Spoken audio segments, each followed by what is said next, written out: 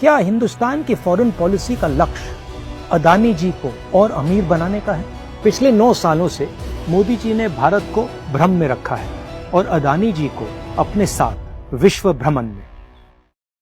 मेरे प्यारे देशवासियों, मैंने संसद में सरकार से कुछ आसान से सवाल पूछे। सबूत के साथ मैंने हमारे देश की फॉरेन पॉलिसी या कह लीजिए अदानी जी की बिजनेस एक्सपेंशन पॉलिसी पर कुछ सवाल पूछे। सरकार ने एक भी जवाब नहीं दिया। चलिए मैं सारे सवाल फिर से दोहरा देता हूँ। उम्मीद है कि इस बार सभी देशवासियों को जवाब मिल जाएगा। कितनी विदेश यात्राओं में अदानी जी पीएम के साथ गए? कितने देशों में पीएम के ऑफिशियल टूर के बाद अदानी जी वहां गए? और कितने देशों में पीएम जाने के बाद वहां अदानी जी ने बिजनेस डील साइन?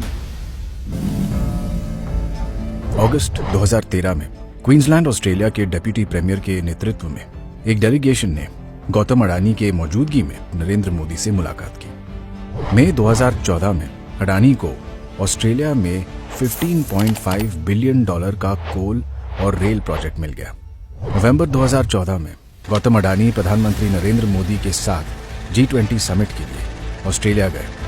इस ट्रिप में गौतम अडानी और SBI चेयरमैन अरुंधति भट्टाचार्य ने SBI की ओर से अडानी को कार्माइकल माइन अक्वायर करने के लिए $1 बिलियन के लोन के लिए एक MOU पर साइन किए। अब सवाल ये उठता है कि इन बैंकों में रखे हुए पैसे जो आपके पैसे हैं, उनको खतरे में कौन डाल रहा है?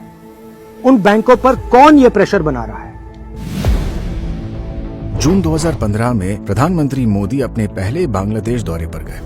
विजिट का जबरदस्त फायदा अदानी ग्रुप को मिला। 2015 में अदानी पावर लिमिटेड ने 1600 मेगावाट थर्मल प्लांट डेवलप कराने के लिए बांग्लादेश के साथ एक MOU साइन किया। ये घोषणा की गई कि अदानी पावर बांग्लादेश को बिजली पहुंचाने के लिए थर्मल पावर प्लांट का निर्माण करेगी। एक्सपर्ट्स ने साफ साफ कहा कि लोकल रेट से 5 गुना महंगे रेट पर बिजली बेचकर अडानी बांग्लादेश को लूट रहे हैं।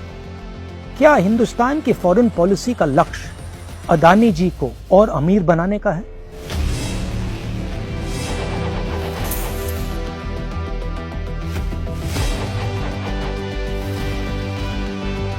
On November 24th, the President summoned me after a meeting and said India's Prime Minister Modi is pressurizing him to hand over the project to the Adani Group. Public hearing शुक्रवार को हुई। संसद में इलेक्ट्रिसिटी एक्ट 1989 में संशोधन पास करने के ठीक एक दिन बाद इस संशोधन के जरिए कॉम्पिटिटिव बिडिंग का नियम ही खत्म कर दिया गया। मुख्य विपक्ष का दावा है कि संशोधन सिर्फ इसलिए किया गया ताकि अडानी की अवैध डील वैध घोषित हो जाए।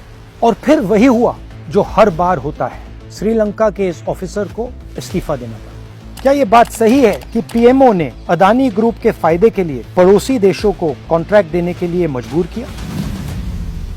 मार्च 2016 में अडानी ने अनमैन्ड एयरक्राफ्ट सिस्टम्स के फील्ड में इसराइल की कंपनी एल्बिट आई स्टार और एक भारतीय company alpha design technologies private limited के साथ स्टेटमेंट ऑफ इंटेंट करार किया। इस करार का ऐसा जादू चला कि एल्बिट सिस्टम्स को भारत के रक्षा मंत्रालय ने Mi-17 हेलीकॉप्टरों को मेंटेन और अपग्रेड करने के लिए $110 मिलियन का ठेका दे डाला। 2017 में पीएम मोदी इजराइल गए, डिफेंस प्रोडक्ट्स में जॉइंट डेवलपमेंट एंड कोऑपरेशन की घोषणा की और इसके अगले ही साल अदानी ग्रुप को अल्फा डिजाइन टेक्नोलॉजी लिमिटेड में 26% हिस्सेदारी मिल गई। भारत में HAL और भारत डायनामिक्स जैसी कंपनियां कटिंग एज ड्रोन बनाती हैं, मगर इसके बावजूद अदानी ग्रुप को ही ड्रोन डेवलपमेंट और मैन्युफैक्चरिंग के लिए कॉन्ट्रैक्ट्स क्यों दिए गए? सवाल अब भी वही है, क्या ये भारत की फॉरेन पॉलिसी है या अडानी के बिजनेस को दुनिया भर में बढ़ाने की पॉलिसी है? अब जापान हो या स्वीडन, मलेशिया हो या Iran, Mozambique, Oman, Myanmar, Vietnam, चाहे चाइना हो या फिर पाकिस्तान, देश कोई भी हो, रेस अगर डील पाने की है तो उसमें अडानी एंटरप्राइज की जीत पक्की है। पिछले 9 सालों से मोदी जी ने भारत को भ्रम में रखा है और अदानी जी को अपने साथ विश्व भ्रमण में।